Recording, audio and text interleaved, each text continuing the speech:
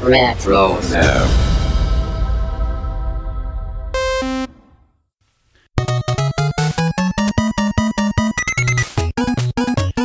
Hello everybody, it's Joey from the Animaniacast, and we got a great episode today coming up. We're going to be talking all about Freakazoid, but before we get to that, I think we should do a special little add-on here, post our original recording. Let's get to some Talkin' Tiny Toons. That's right, Tiny Toon Adventures is being rebooted. What? It's true. Yes, this is the official thing that came through Variety. It says a reboot of Tiny Toon Adventures is among a number of new series on order at HBO Max and Cartoon Network. The new series is titled Tiny Toons Looniversity. The half-hour animated show will feature characters from the original series, which aired from 1990 to 1992. The show has received a 2-season order, with Steven Spielberg attached to return as executive producer. Aaron Gibson will serve as showrunner and co-executive producer, while Nate Cash will also co-executive produce. Sam Register, president of Warner Brothers Animation and Cartoon Network Studios, will also executive produce, along with Amblin Television co-presidents Justin Falvey and Daryl Frank. And it's produced by Amblin Television, and it goes on to talk about a few other folks that are going to be overseeing stuff with the production. But, of course, no announcements of voice actors, new or returning cast members. The only thing that we've really learned is what Cree Summer tweeted, and that, of course, is that she has learned that Elmira is not returning. And obviously that is disappointing news. It really looks, when I was talking with Kelly and Nathan about this looks like almost just like a Tiny Toons, the new class, kind of like Saved by the Bell, or perhaps the final season of Scrubs, where you have a few members perhaps of the original Tiny Toon Adventures around, like, you know, Buster, Babs, and Plucky. But then you put in a bunch of other students. So we don't really know too much. We don't know if Buster and Babs are perhaps in high school or maybe even college at this point. But one thing we do know that is especially disappointing is Tom Ruegger and the original crew of Tiny Toon Adventures have once again been overlooked by the folks at Warner Brothers and Amblin. Very disappointing news. I don't want to get too much into it because we try to keep the podcast positive as much as possible. But make no mistake, we here at the Animanicast are very disappointed and, quite frankly, very confused why this has happened again. Some say it's show business. Just get over it. I personally think show business doesn't have to be bad business.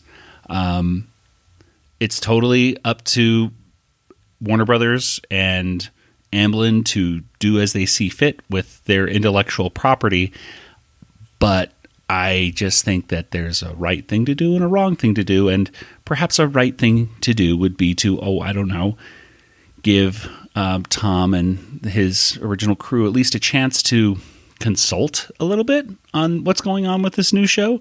They were the ones, of course, who created it to begin with.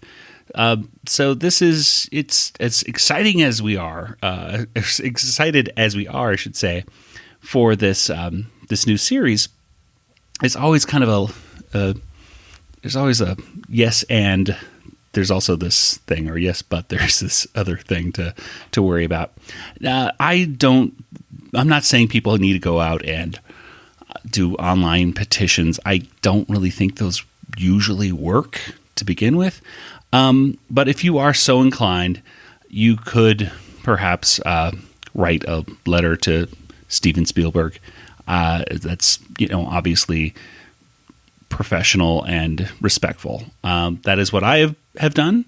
And I'm sending that off this week. Again, I don't think Tom is necessarily owed a job. I think it would just be the nice thing to do to at least give him and members of his original crew at least a chance to do something with this new show. And there's nothing wrong with new voices. There's nothing wrong with, new writers is what I'm trying to say. New writers, new artists, and to have new points of view and voices and stuff put into a show that's needed. I mean, shows change and they adapt with new audiences. However, I just really feel that this, once again, is not kicking things off on the right foot. So, if you feel so inclined, if you go to Amblin's website, they have a little frequently asked question things, and there's a little address right in there where you can send Steven Spielberg a letter if you like. I think that would be nice as long as you are nice. And at any rate, that's it for the Tiny Toon Adventures news. More to come on that. And of course, coming up very soon on November 20th is the Animaniacs reboot. We're going to be going through all the episodes of the reboot coming up this month. So exciting stuff. But before we get into that, let's go to Freakazoid and Friends for one more Freakazoid conversation before the reboot comes out. And welcome everybody to another Freakazoid episode of the Animanicast. Take a hike. You're out. No way, Akimbo. You missed the tag. Freakazoid, you were out by a country mile. No. Time, can we get a ruling here, please? Have you all gone stark raving mad? This is a baseball game. Play ball. Come on, Huntsman. What's the call? I turned away to have some berry water and I missed the play. Darn the luck. Darn!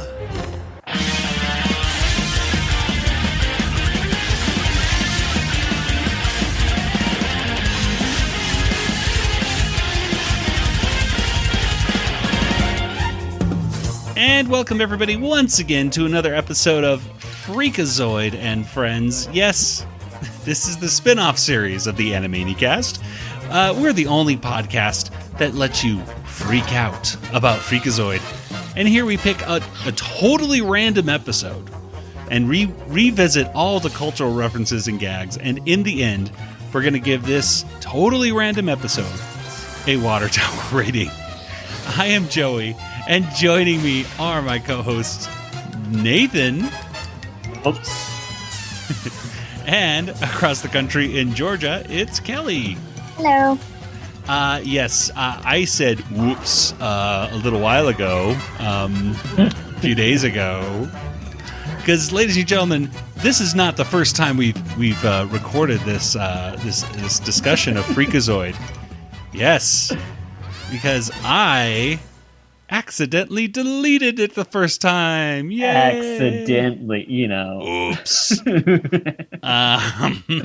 Explosion. Yes. Yeah. I. This is what it's nice to have awesome co-hosts like Nathan and Kelly, because even if I accidentally delete an entire hour of conversation, they'll say, "Okay, let's do it again." But luckily, it doesn't happen often. I think we've been doing this now for about 4.5 years, and this is only the second time something like this has happened. So. Okay, so we're doing another 2 years, I suppose. I'll delete something again.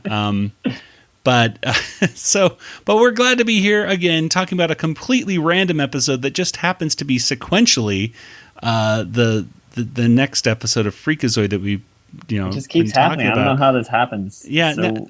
this is weird, Nathan, because is this episode 10 or episode 9 of Freakazoid? It's episode 10. Okay, because in the notes it says episode... Well, this is our 9th episode of Freakazoid and Friends. Oh, yeah, that's right. All right, because we did a double episode. You may remember. Yes, that's right. The chip part 1 and part 2. That's right. That counted as one. I keep forgetting. It was one, but that was 2 episodes of Freakazoid. That's right. That's okay. It does get confusing, though, if you're watching on the DVD. There's been, I think, 10 episodes before this on the DVD, because... the cloud was broken up into the 2A or whatever. I guess we might talk about it later. But, but the cloud and this episode features 2 segments. It features In Arm's Way and the cloud, and the cloud is featured, I think, with Candlejack on an episode on the DVD. Episode 2A. They did alternate episodes when they aired them originally, where they would be like, "Oh, we'll just mash up these 2 segments that don't quite go together, but we'll make a new episode that way." So, they took the Candlejack and the Cloud, which are both great segments. Yeah. And they made like a really awesome but then it makes this episode worse. Because then you're like, oh, I already saw the cloud. You know? Yeah, exactly. It's very confusing on the DVD as well. And when you're as a kid when we were watching these, it was confusing because you're like, wait.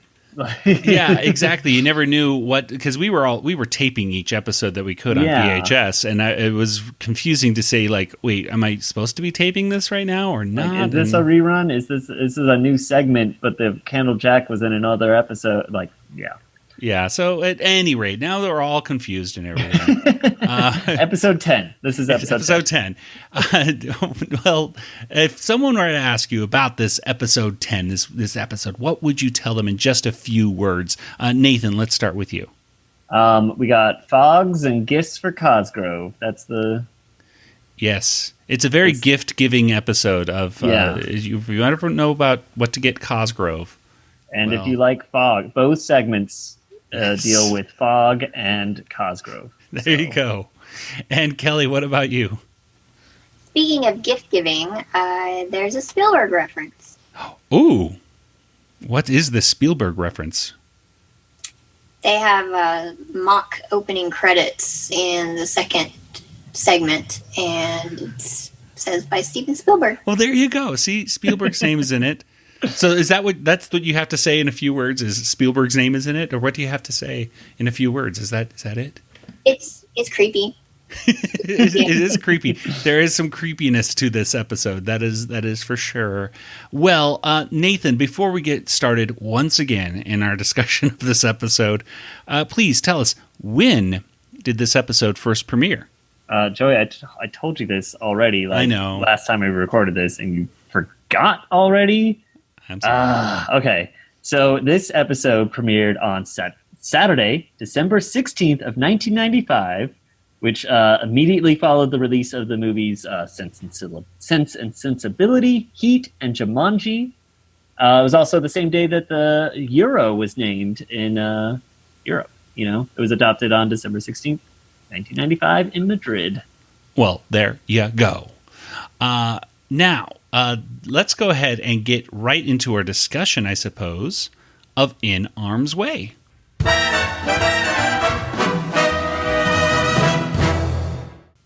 And In Arm's Way was written by Ken Segal and directed by Dan Reba.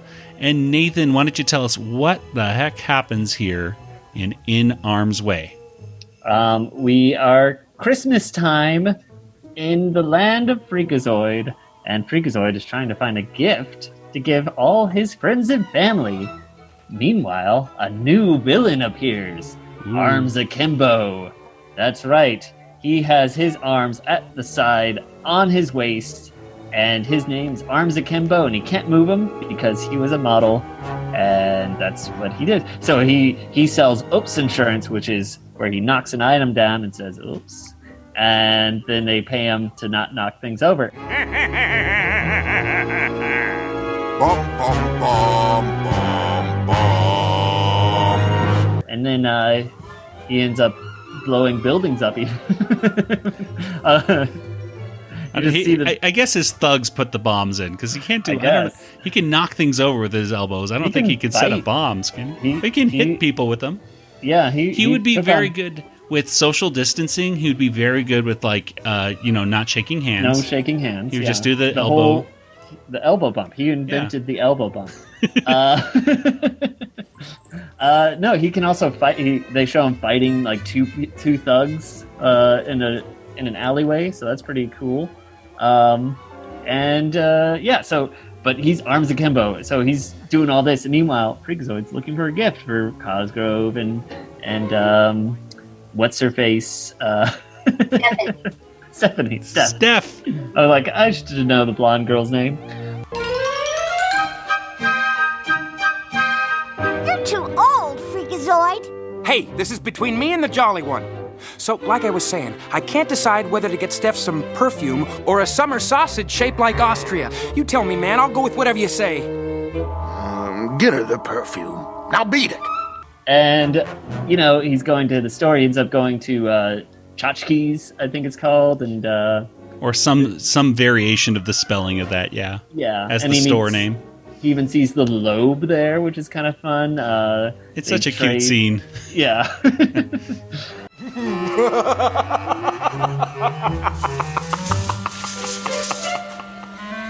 Lobe? I thought you were terrorizing Europe with some kind of cheese ray. I was, but when the holidays roll around, I come home to terrorize the ones I love. Who you shopping for? Anyone I know? Maybe, maybe not. Maybe I won't tell you. What'd you get me? Show me first. No, you show me! No, you.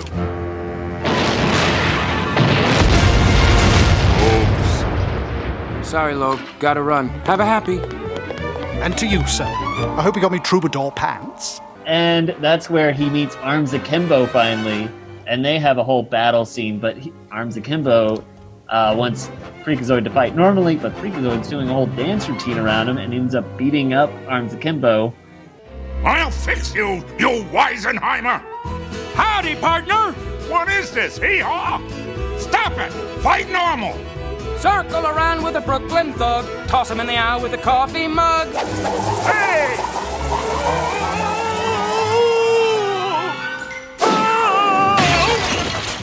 And then he decides to give Steph perfume. And I think that's how the episode ends. Pretty much, yep. Yes, always just I love the scene right there with Cosgrove. What do you think I should get Steph for Christmas? Get her something a girl would want, like banjo lessons or a new turban. What about perfume? I never use the stuff. It's for girls. See ya. That's it! Why buy her anything? I'll just tell Steph that I'm her present. Get her the perfume. Cosgrove's ideas are very interesting. We'll eventually get to Cosgrove in love. We'll find out what, poor Cosgrove. Can never find love. Anyway, let's go ahead. Before we get to the parts that we really particularly liked, let's go ahead and talk about the references here real quick. Let's start off with Joe Leahy starts off with this great nighttime. Nighttime, and darkness creeps across the city with big tabby cat feet. Such a cool line. I had no idea it was actually a reference to Fog by Carl Sandburg, who he says that the fog comes in on little cat feet. So there you go. I had no idea. It's a very short poem too. It's only like 10 verse or 10 line or something. It just shows you how awesome the writers of Freakazoid were, that they could just put in poetry references like that. I had no idea. There was a Burbank icon, so I'm assuming this is a location that the writers and folks, they must have gone to eat at Papu's hot dog restaurant or stand. It was there until 2011. It was there from 1949 to 2011. And so Mike, is it Mike? Is that the guy who's... Yeah, Mike that rings a bell for the Angels. Yeah, so he's the same guy as the bartender from It's a Wonderful Life. He used to be working in Papaya Queen or something like that. Now he's working in Papu's 2. So a little, spin-off franchise. It's a franchise that they've set up. At least in Freakazoid's world, you can still get a hot dog there. And finally, there's the Hee Haw reference right at the end, where they dance around. And I remember as a kid, I used to watch Hee Haw a little bit. And Kelly, we've talked about Hee Haw before in the past. You used to watch that with your grandma, I believe, right? Yeah, my granny liked to watch it. Yeah, so, it wasn't particularly a funny show in my opinion, but I would always stick around for the cartoon donkey that would pop up every now and then and go, oh, a cartoon. And then it was just a lot of singing old country songs, and then it got really boring. They tell jokes like in a cornfield. Yeah, they jump out of the cornfield. Yeah, that's right. That's really all I remember. I was really little. Yeah, exactly. So, from what there is to remember, cornfields, singing, and a cartoon donkey. That was Hee Haw. Well, anyway, let's go ahead and talk about the stuff that we liked, stuff that stuck out for us that we thought was funny. Kelly, let's start with you. I thought it was funny, the whole conversation with Freakazoid and the Lobe in the grocery store, and I liked the way Arms Akimbo got his power. That was interesting, just by standing still modeling with his arms at his hips. His arms akimbo. Yeah. Yeah, we should mention arms akimbo literally means arms at your side. So Yes, arms at your side. So he is doing what his name is. After years of forced modeling, which left his arms frozen in a jaunty pose, young Akimbo turned to crime. The guy who voiced Arms Akimbo, let me get that guy's name here, because he was voiced by a guy who played Daddy Warbucks, I believe, in the Broadway production of Annie. And yes, and then he was also in a Munsters reboot as well. Let me see who's the voice here of this guy. Who can? I'll find it on the. We had it the last time we did this episode. I did. He was voiced by John Schuck. That's the guy's name. So yeah, I remember he's a character actor. He's still around. If you look at his IMDb, he's been on a lot of things. A lot of folks in Freakazoid are. It's like, oh yeah, that guy. So nice to hear. The Lobe is voiced by David Warner, which I'm sure we've mentioned before. But I don't know if we have or not. He's been in a lot of. He was in Tron, I suppose, is one of his bigger films. Titanic. He was also. I just posted on Twitter the other day about stumbling. I had this vague memory of Carrie Fisher in a Frankenstein movie when I was a little girl, and I thought I imagined it, and I didn't. And he played the monster in the movie. But oh, there we are. Yeah. He has such an amazing voice. He's still around, and he's been in some really he's been in a lot of different movies. Some of them are not so great. But he still does a great performance in them every single time. Like I saw. I think he was Ra's al Ghul in Batman the Animated Series. Yes, I love that voice. And he was in a Riff Tracks movie that I saw recently called The Littlest Unicorn. So if you want, I think that's on Amazon Prime. So if you want to watch one of his not so stellar movies, but he still does a good performance in, it's I think it's called The Littlest Unicorn with Riff Tracks. Or an actual movie? No, it's live action. It's live action. It's about a little unicorn, and it's not a great movie, but it's out there, folks. Amazon Prime, I believe. You can check it out. So there you go. Well, there's a lot of funny stuff in here still to talk about. I mean, I think Joe Leahy, number one, he really was hamming it up in a perfect way with the bombs and. Mm-hmm. Oh no! Freakazoid's inside that store. Look out, Freakazoid! Just a lot of cool stuff there. Nathan, what are some things you liked about it? The baseball game. We got the Huntsman back in this episode. Oh my gosh. And now that we had to review this now the second time, I of course watched the episode a couple times, and he's the part that really makes me laugh out loud. I was drinking some berry water. Berry water. I just love that.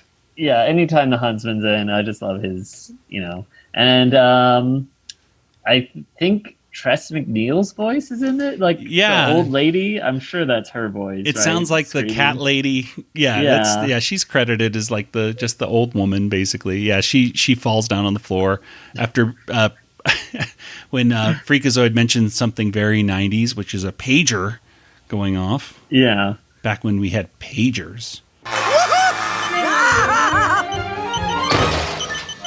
Sorry, ma'am, it's my pager. I have it set on vibrate my bottom.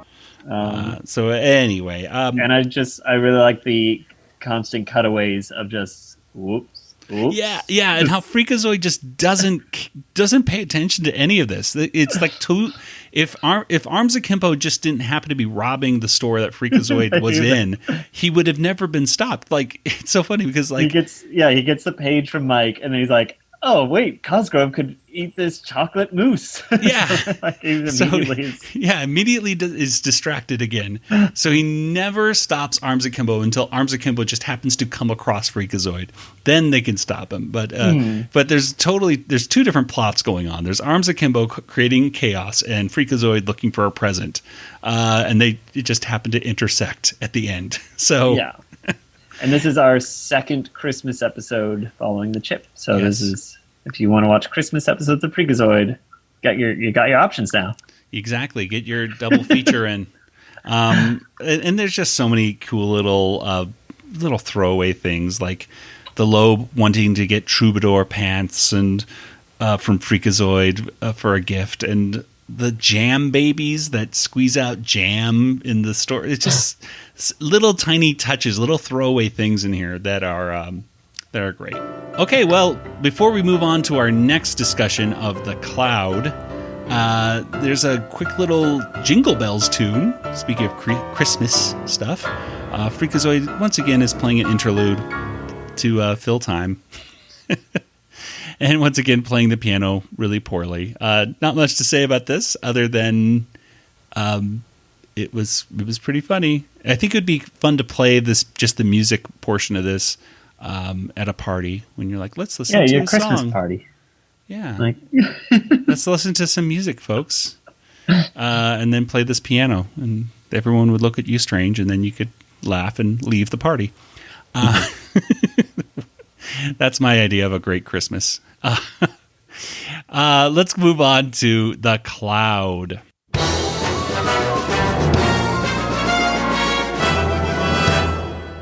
And the Cloud was written by Paul Rugg, and it was directed by Scott Geralds. And Kelly, why don't you tell us what happens here in the Cloud? Other than the Spielberg reference, which we saw. Yeah, we already saw. Oh, okay. Well, I was going to mention that again, but you don't want me to. Okay. The Cloud opens really creepy. There's a couple guys on the side of a mountain, and one of their companions is up much higher on the mountain, attached to the rope, and he says he thinks he sees somebody, and he's like, "What are you doing there? What is that?" And then he falls, and they try to catch him and pull him up by the rope, but then one of the guys drops him when he sees him and freaks out, and the rope chafes against the rock and breaks, and the guy falls. Stupid dummy head! Why did you drop him? His wife will be furious! His face! He looked like a clown! Like, did you see his face? He was a scary clown. And we know clowns are scary. They're very scary. They'll turn into spiders and everything. So a clown is not a spider. And so Freakazoid gets called, and he has a friend who is studying this Cloud, and he's on a train with a light bulb salesman, and they start having a conversation, and then he gets off the train. There's a creepy German type guy, and he's like, we need to keep going because it'll be, it's scary here at nighttime, but it's daytime. Well, we can for a minute. Okay, we're ready to go. And he's like, it's very scary up there, and he's being very dramatic. So they're riding the Sky Buckets up to the top of the mountain.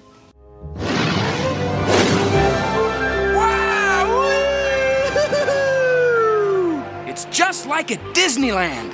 Not anymore, I'm afraid. What? At Disneyland, these Sky Buckets, they are gone, kaput. And that ride where they shrink you down tiny, nicht. Oh, no. Well, at least they still have those little motorboats. No! Not the boats! And Freakazoid starts freaking because he misses the boats at Disneyland. And apparently they were very important to him. And so he gets to the scientific installation and sees his friend, and they start talking about ooey gooey and railroad track and singing the song. Ooey gooey was a worm, a gooey worm was he. He sat upon a railroad track, a train he did not see. Ooey gooey. Which, of course, brings to mind parts of Twilight. I saw a snail slithering across a railroad track. Ooey gooey was his name. Oh, I ate a bug! Cut! A bug I ate with little wings! The fate of mankind hangs in the balance. It's awful! Terrible! Don't worry, my friend. We will figure out something. no, not that. I was just thinking about that boat ride at Disneyland. Yes, I know. It's gone. Why?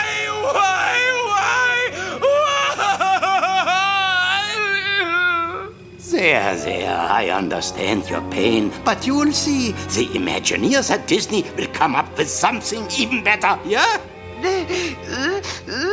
They see the cloud again, and they see the light bulb salesman. He's come up to the top of the mountain to try to figure out what's going on, and... Professor Heine, there is someone climbing the mountain. That's Spanger from the train. What is he doing? Didn't he read the warnings? Professor, the cloud, it's moving. Widen the angle. It's headed right for him. Professor, I've just heard the boat ride at Disneyland is gone. Why? He starts screaming, and you can see that he's turned into a zombie clown. Not just a clown, but a zombie clown, which is terrorizing and terrifying, I should say.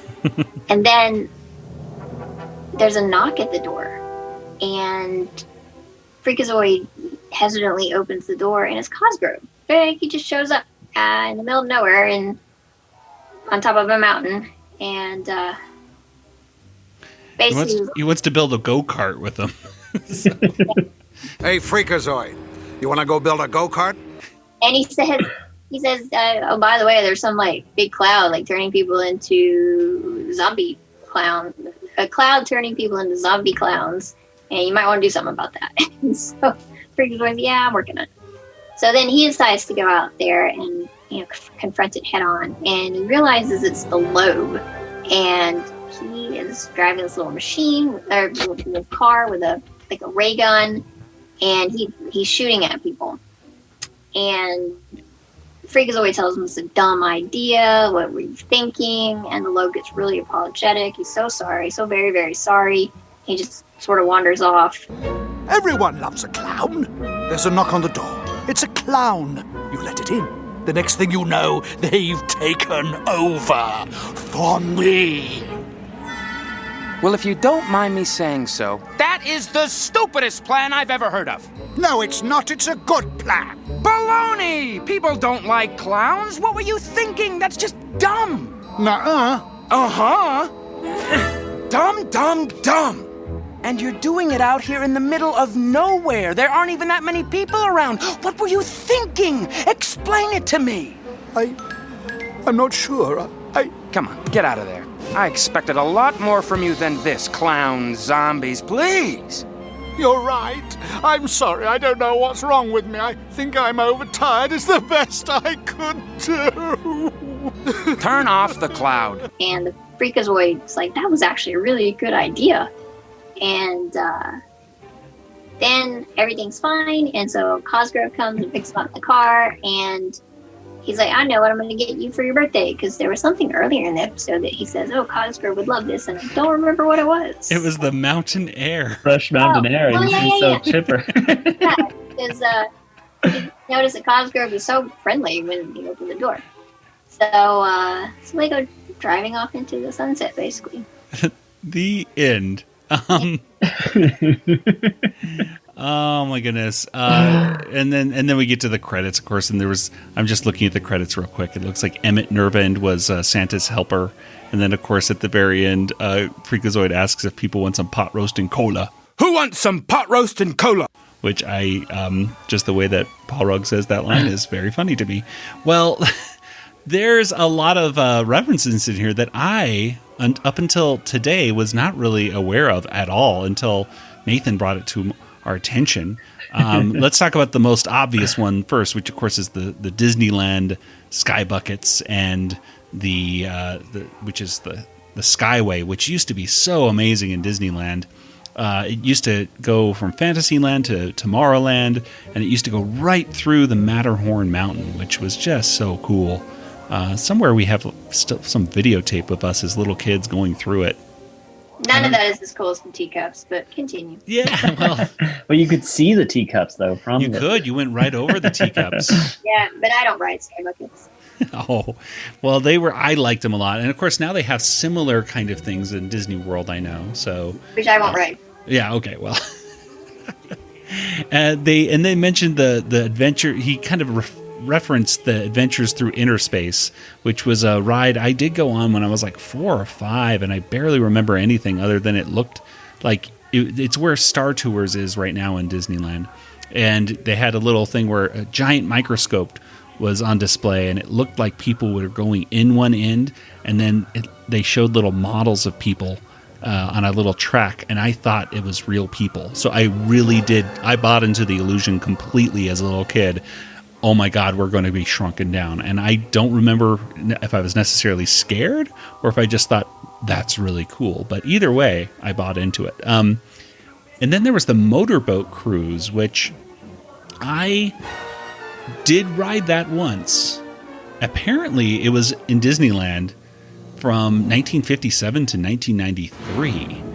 And I only remember riding it, I'm assuming, which might have been the last year it was open, maybe, which was right before Mickey's Toontown opened. They had this little Disney afternoon summer, which at least I thought they reopened, the motorboats, and it was all gummy bears themed.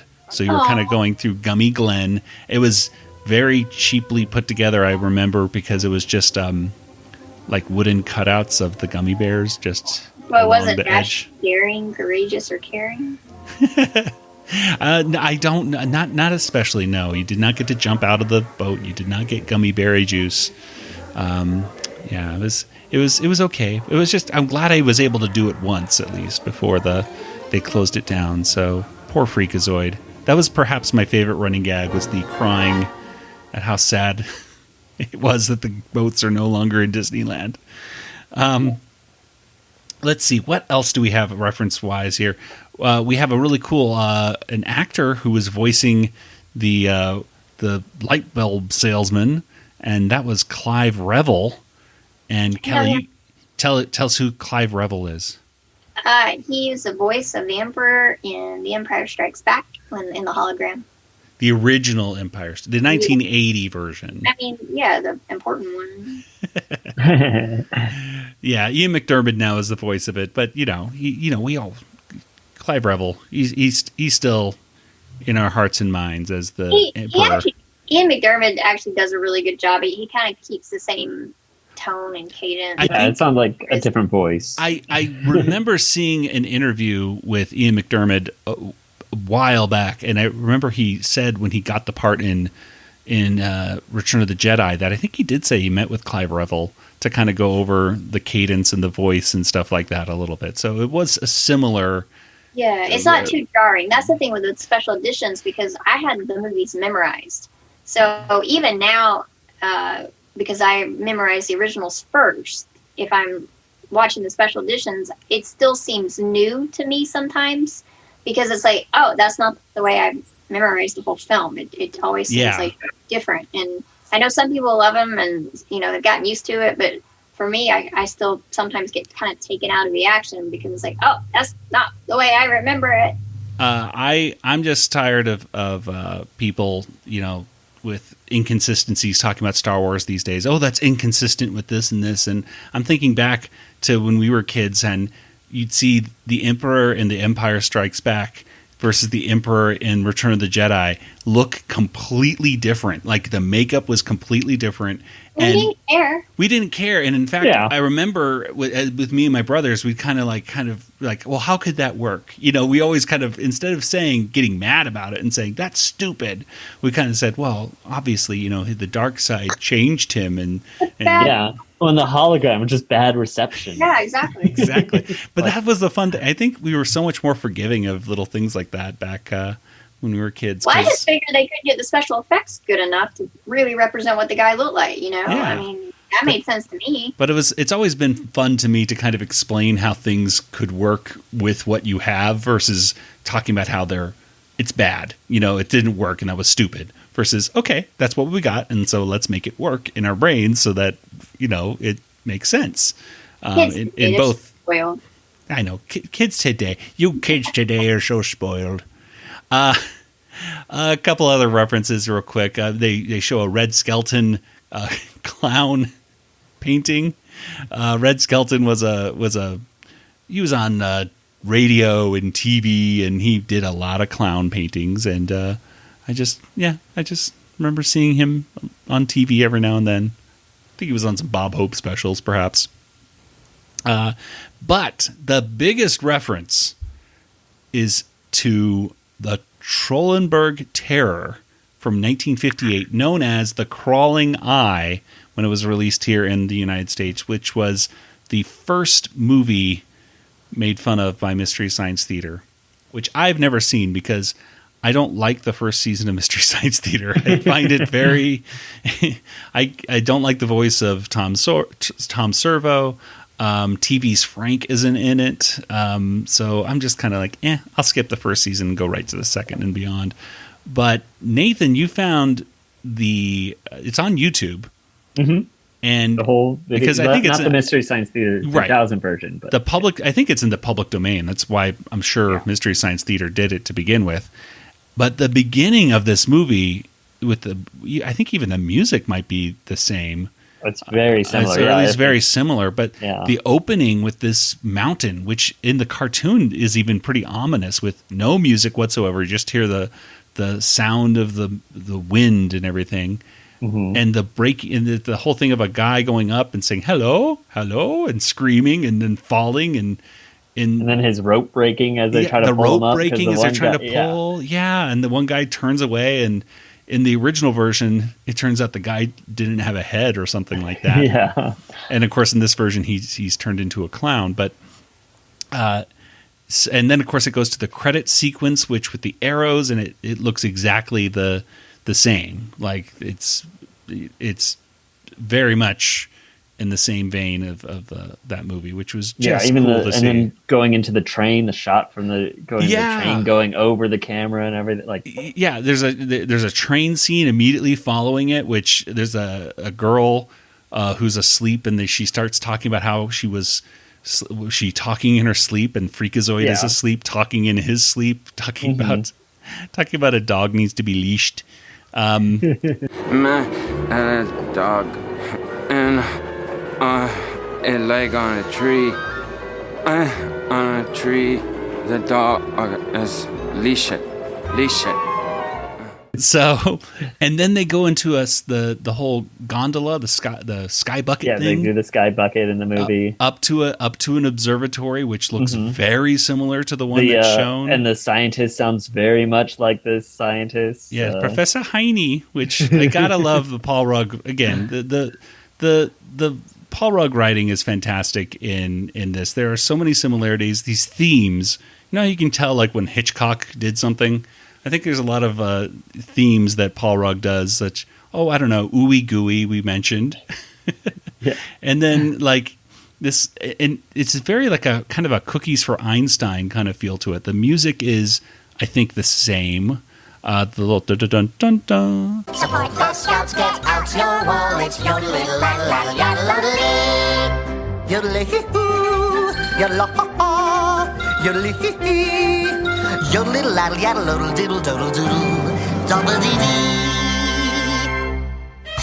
Sorry, it's the chocolate talking.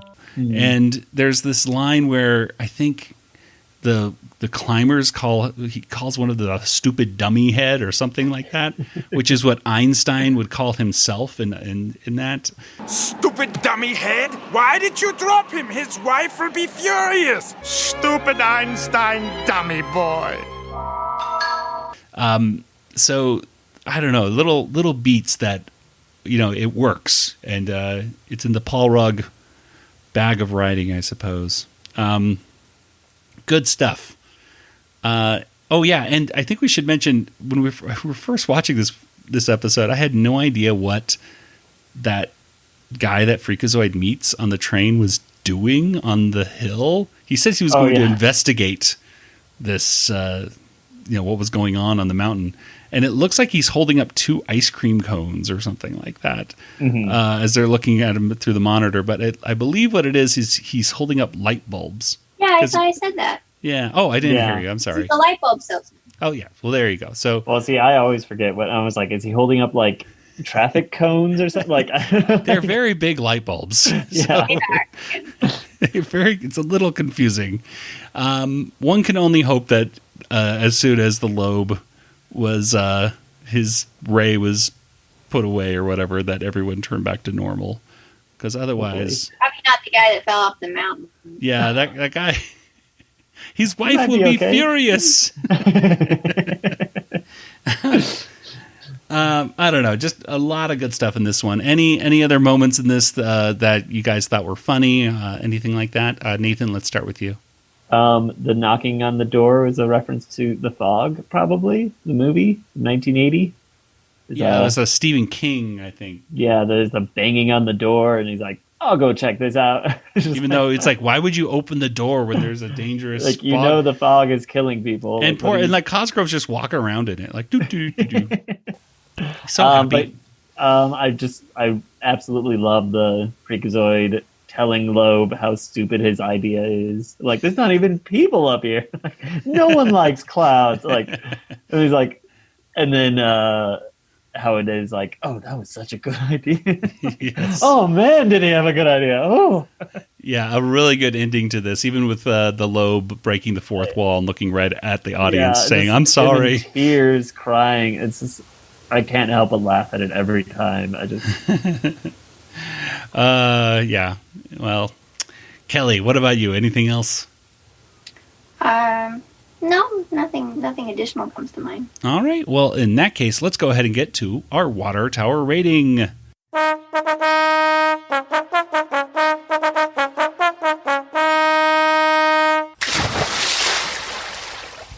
Well, out of 5 water towers, how many water towers would you give this episode? And for the record, Nathan has written down what our original ratings were, so he's going to check for consistency to see if we give it the same or if we've gone up or down. It'll be good. It'll be interesting.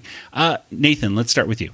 Should I go? Because I already know what I got. Well, you can just last time. Oh, we start again. Go ahead. Okay, so this is going to skew all the results again because I give this 5 water towers. Because man, oh man, we got the cloud, and it's mostly all going to the cloud. But Arms Akimbo is also, there's a bunch of oops jokes. It reminds me of Dark Knight when the Joker's blowing up the hospital. We got some real great things. There's even Steven Spielberg references Kelly mentioned, and yeah, just that whole. And then now having seen the movie The Crawling Eye, I appreciate it even more. So yeah, 5 water towers, or at least the beginning 5 minutes or so of the crawling eye. Yeah, you know, when there's hikers on the mountain, that's also a reference. And then there's some knocking on the door where they go and answer, even though they shouldn't. We should also mention the some of the names of the cloud of the people that don't actually appear.